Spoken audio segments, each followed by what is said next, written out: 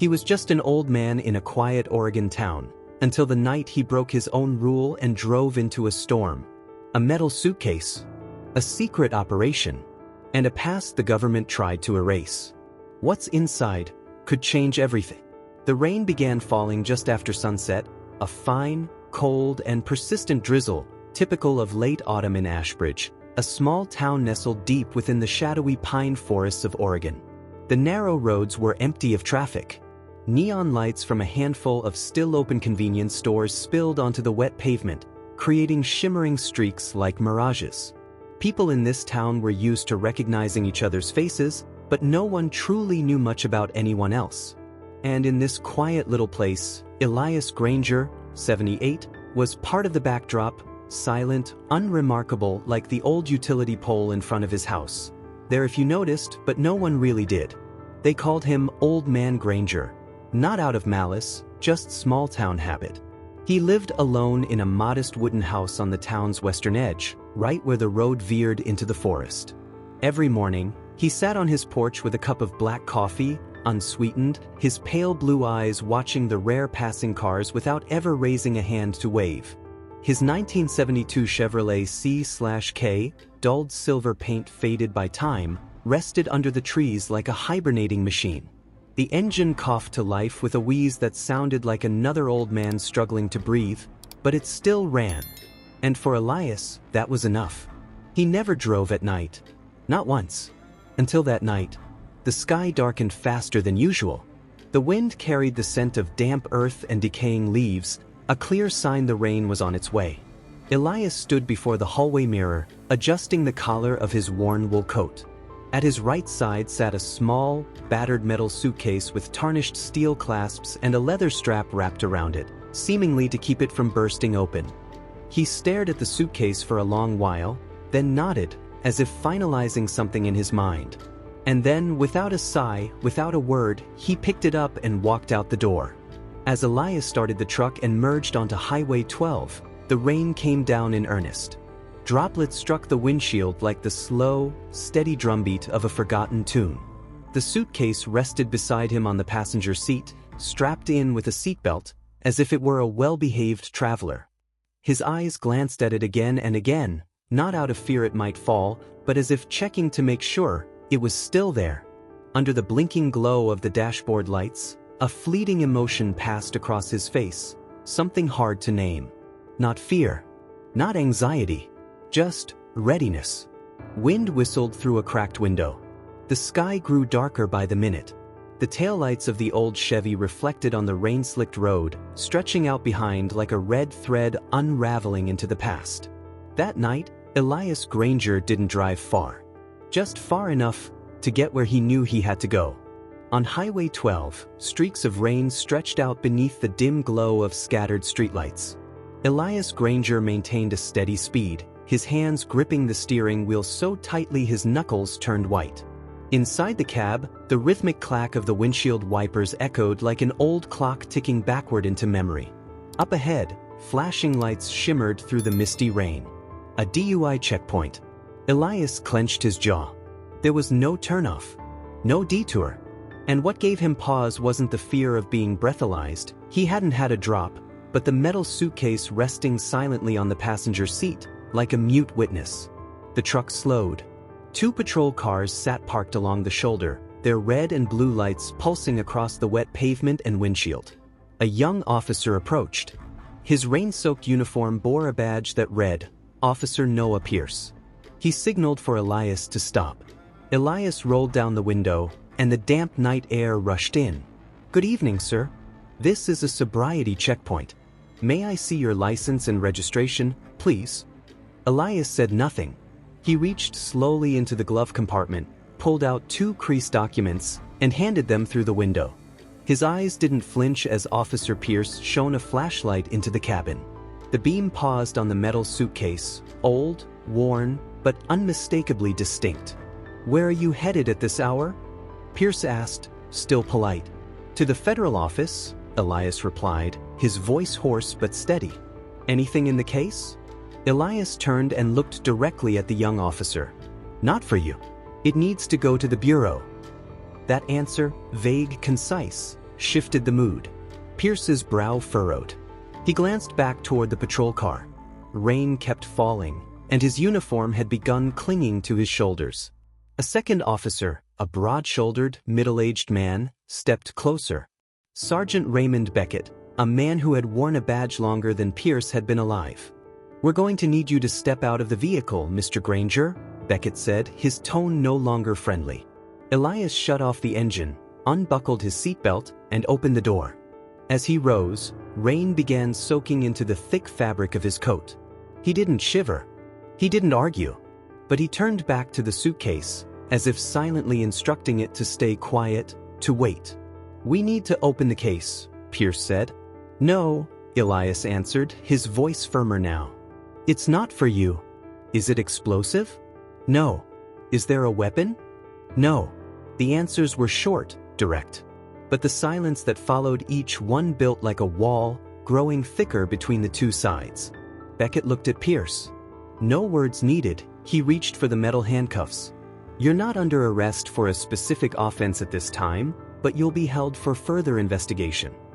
Elias turned his head toward the sky. The rain was falling harder now, dripping from the brim of his hat down both cheeks. He raised his hands, willingly. No resistance. No complaint. "I've been in cuffs before," he said softly, "but never for doing the right thing." The cuffs snapped closed, the cold metal clinking loud against the night rain. The suitcase was lifted and placed in the back of the patrol car. It didn't rattle, didn't shift, but the weight of the moment seemed to thicken the air around it. Elias Granger was seated in the back of the cruiser, the door closing with a dull, heavy thud. Through the window, he watched the checkpoint lights recede and the town of Ashbridge fade into the mist. The Ashbridge Police Department wasn't large, 3 offices, a holding room, and a public desk that stayed quiet most nights. Unless a few rowdy teenagers got too drunk, the place felt more like a suburban library than a law enforcement facility. Which is why, when Sergeant Raymond Beckett and Officer Noah Pierce walked in through the side door with an elderly man in cuffs and a metal suitcase tagged, "Seized Property," the atmosphere shifted instantly. What did we catch this time? Some cranky grandpa with a nuclear briefcase? Joked Officer Monica Tran, sipping coffee from a mug that read "Not my first shift." Beckett shot her a look. "Treat him as a detainee for now. Log him in. Run the data." Elias didn't resist. He moved slowly with a strange, quiet dignity. As Detective Henry Wallace sat at the computer to input identification data, he glanced over at the old man on the bench by the door. Rain had soaked through his coat shoulders, but he didn't shiver. His eyes didn't search the room for answers. No tension, just waiting. "Elias Granger," Wallace repeated, typing his name into the system. "Date of birth: July 3, 1945. Residence on Buckhorn Road, correct." Elias nodded. "That's all you need." Wallace continued. The data appeared normal. U.S. citizen, retired military, no criminal record, no recent traffic violations. But when he entered the veteran ID code from Elias's card, a warning flashed on the screen, unlike anything they'd seen before. The screen went dark, then displayed a black interface with stark white text. "Secure subject and associated property. Do not question. Await federal response." Wallace blinked. What the hell is this? What did you just do?" Monica stepped closer. I just entered the veteran code like protocol says. But this isn't a state system. It's federal." Beckett walked over, frowning. He read each word aloud slowly. "This isn't a wanted alert. Not a criminal marker. This looks like a protection order." "A protection order for who?" Pierce asked. "For him." Wallace clicked again. The same interface appeared, but this time with an additional line underneath. "DOI classified. All actions logged. Internal trace enabled."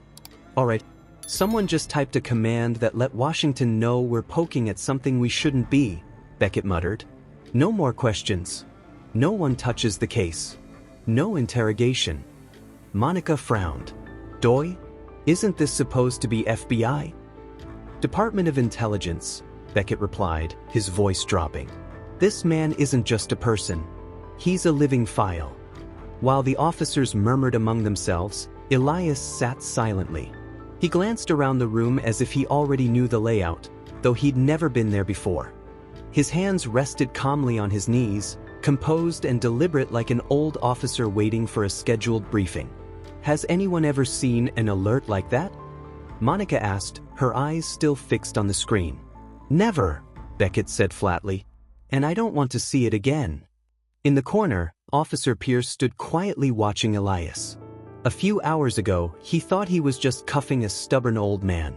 Now he was starting to feel like Elias might be the reason this entire station had just been dropped into a classified TV show no one had greenlit yet.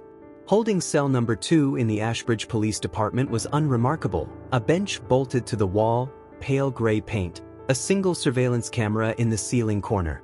But ever since Elias Granger stepped inside, it stopped being just a room.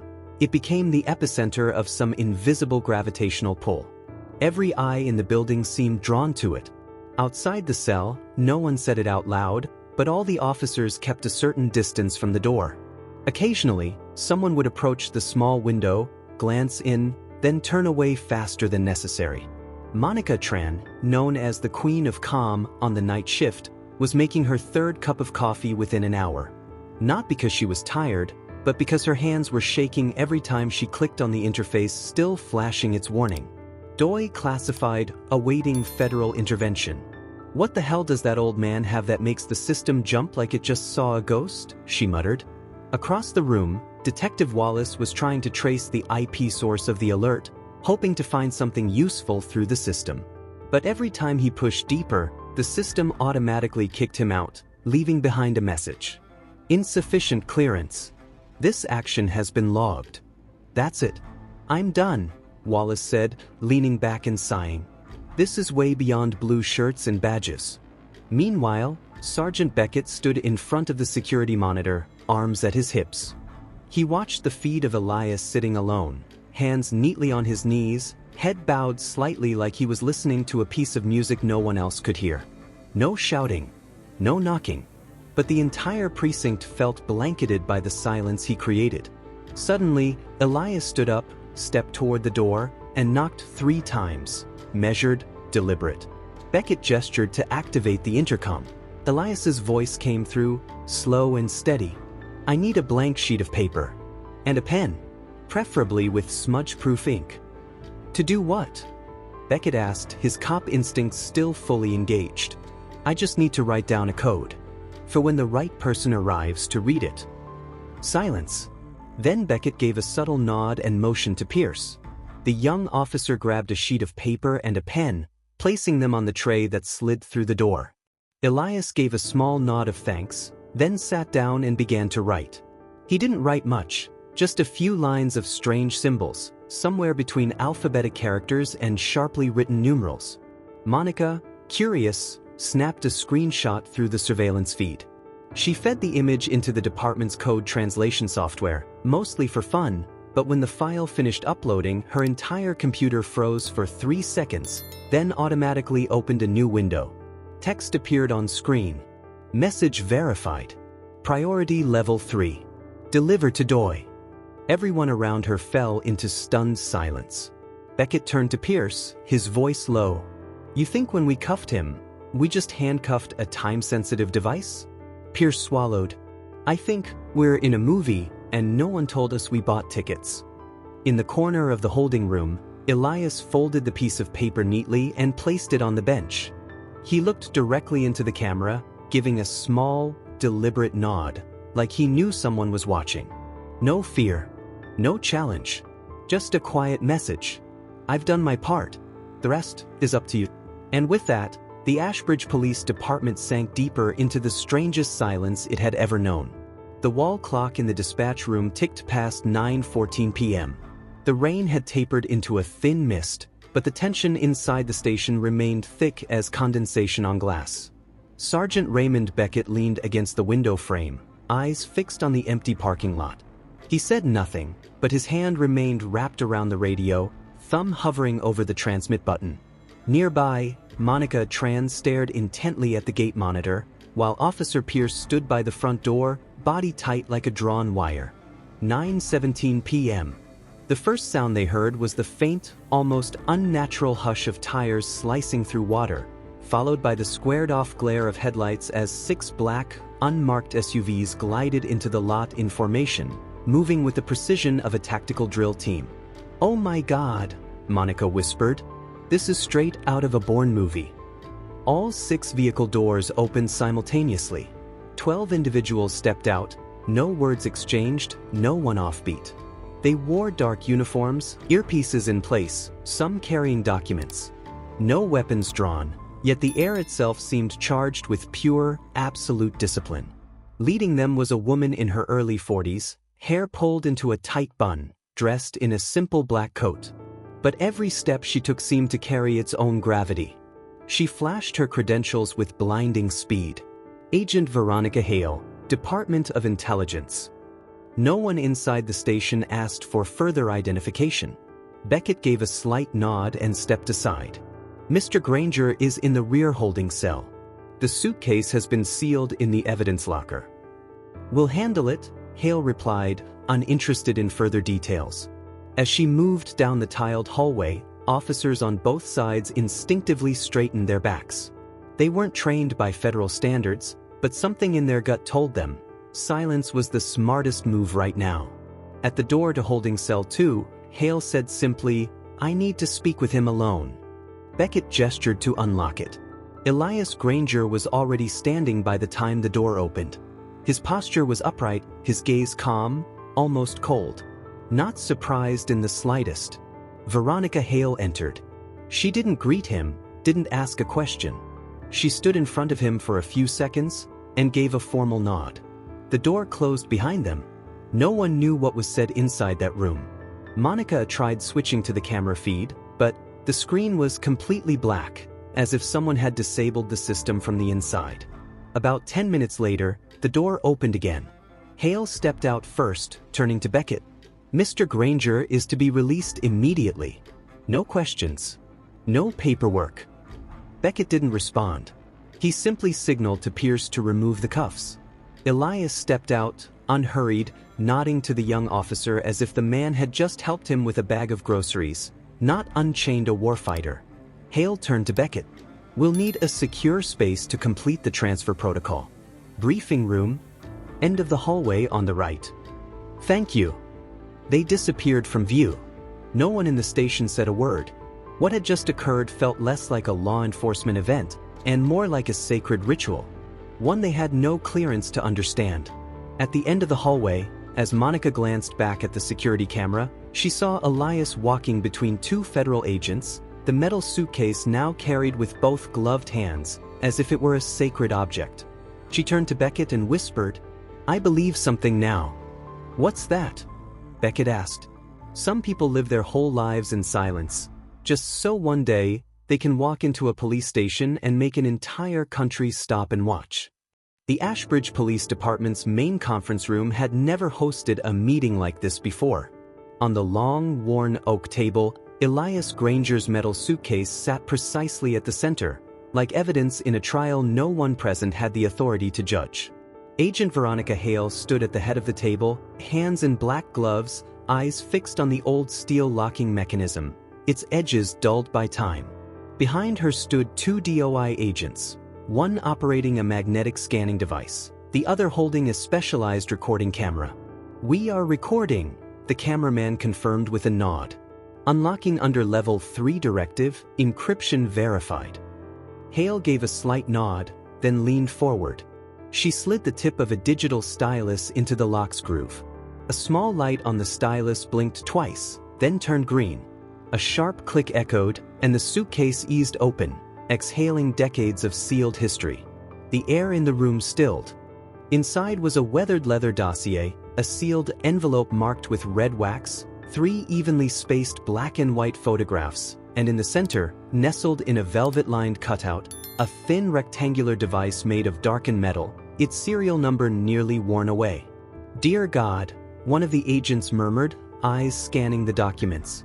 "I thought this kind of stuff only existed in Cold War textbooks." Elias stood at the far end of the table, not interfering. He simply gave a subtle nod when Hale turned to him again. She carefully opened the leather dossier. Each page was stamped, Embervale, eyes only. The documents were filled with handwritten notes in Russian, maps of the old Soviet borderlands, and analysis reports from an interagency intelligence unit. Every detail pointed toward a project none of the local officers had ever heard of. Project Iron Veil. The project was scrubbed from records in 1984, Hale explained. A joint operation between the CIA, DIA, and a small group of retired military intelligence officers. Embervale was the internal codename. She turned to the next page, revealing a photo of 7 men in unmarked military uniforms, standing together at a forward outpost somewhere in Northern Europe. One of the men in the photo was Elias, younger, with tousled dark hair, but the same remarkable stillness in his eyes. "You're the last one alive?" Hale asked quietly. Elias gave a slow nod. "They're almost all gone. One of them, Jonathan, entrusted the case to me before he died in Lyon, back in 1992. Who was the original recipient of the transfer?" Elias lightly lifted the wax-sealed envelope. "The Senate Intelligence Committee. But only when the time was right." He looked directly into Hale's eyes. "And now, the time has come." At the edge of the room, Officer Pierce stood by the wall, swallowing hard. He whispered to Monica, "I'm not sure whether to be terrified or honored that I was the one who cuffed him earlier." Monica, still locked on every movement in the room, replied without turning. "Probably both. But one thing's certain, this is a story I'll be telling my grandkids 30 years from now." In that old wooden room, a buried past was unlocked by a single nod and a promise never forgotten. The dim amber light of the conference room cast a glow over the yellowed documents, but every mark of ink remained legible. No one spoke for several minutes. They simply turned the pages as if tracing a thread time itself had tried to sever. Only Agent Veronica Hale kept her eyes fixed on Elias Granger, waiting for him to speak. He sat at the head of the table, fingers interlaced, the bones of his hands sharp beneath the wrinkled skin. His gray-blue eyes didn't scan the documents. They looked far beyond them, as if rereading a memory that needed no paper to verify. "Jonathan Reeves," Elias began, his voice steady and deliberate. "Teammate, closest friend, and the last man to leave the site codenamed Emberwatch 7, along the Swiss border, November 1984. He was wounded during the extraction, when we were ambushed by a group no side ever publicly admitted having any ties to. We had 2 choices," he continued. 1, destroy the intel and save ourselves. 2, split up. I take the case and exfil via Route 3. Jonathan stayed behind to buy time. He never left Lyon. The room fell utterly silent. Only the soft scratch of Hale's pen marking the file broke the stillness. But at the far end of the room, a younger agent, Agent McCoy, stood with his arms crossed, skepticism written across his face. "Mr. Granger," McCoy spoke up, "we haven't been able to locate any official record of that operation. There's no documented deployment, no exfil order, and no personnel file for a Jonathan Reeves in military records." The entire room turned toward him, and the air, in an instant, grew several degrees colder. Elias turned to McCoy, not angry, not evasive. "There was no order because it wasn't a sanctioned mission. And there's no file because we were scrubbed from the system 2 days after returning. What you're looking at is the only part that survived." He reached into the lining of his coat and retrieved a small titanium vial, secured to the inside of his jacket. "And if you need verification," he handed the vial to Hale. "Encoded biometric sample. Every member of the team had one. Jonathan gave me his before he died. Open it, and the biological data will match mine and the 1981 scan from Emberwatch's special unit. If it doesn't, I'll accept being detained." McCoy said nothing. Hale took the vial, placed it into a portable scanner. A soft blue light shone as it scanned the sample. After a few seconds, the small screen displayed the words, "Match confirmed, Level 1 classification. Agent 17. Every eye in the room turned to Elias. He leaned back in his chair, exhaling steadily, as if he had waited years for this exact moment. "He once told me, If you survive, you'll be the proof. If I survive, I'll be the shadow. I survived. And I kept my word. Hale looked at him, her eyes misted, though her voice stayed steady. This file was once at the center of a federal firestorm. Now, you are the living proof of what this government tried to forget. Elias gave a small nod, as if a piece of the weight on his shoulders had finally lifted. I didn't keep it for America. I kept it for my friend. For a promise to someone the world already forgot. Outside, the rain had stopped. The Ashbridge Police Department sat under the faint glow of street lamps bleeding through the glass. No sirens. No radio chatter. It was as if time itself had paused, for a moment that everyone understood, but no one could put into words. Elias Granger stood from the conference table. He took nothing with him except the old knit cap he'd worn when he walked into the station nearly 3 hours ago. The metal suitcase, now carried by DOI agents with both hands, felt like it held the faint, flickering heartbeat of history. Agent Veronica Hale gave Elias a soft nod, then turned to the local officers. Thank you. We'll handle the rest from here. No further reports are necessary. And don't worry. We know how to keep the right things quiet. No one replied. Not out of disrespect, but because no words would have been enough. Sergeant Beckett stood in the hallway doorway.